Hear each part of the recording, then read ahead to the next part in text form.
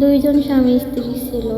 হঠাৎ করে স্বামী বলে যে আমরা ঘুরতে যাব। তারা জাহাজে করে সাগরের মধ্যে ঘুরতে যায়। স্বামীর মনে শয়তানি ছিল, সে গার্লফ্রেন্ডকে সাথে নিয়ে এসে বউকে মেরে ফেলবে। সে হঠাৎ করে তার বউকে সাগরের মধ্যে ফেলে দিল। সাগরের মধ্যে বউ হাবুডুবু খাচ্ছে।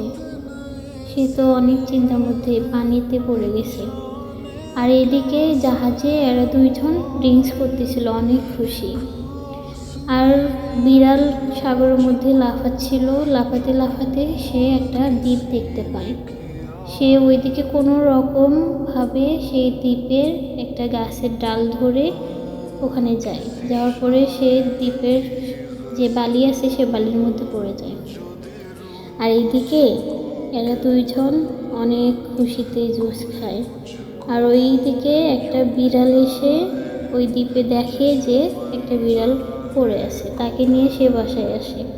বাসায় এসে সে তাকে বিয়ে করে।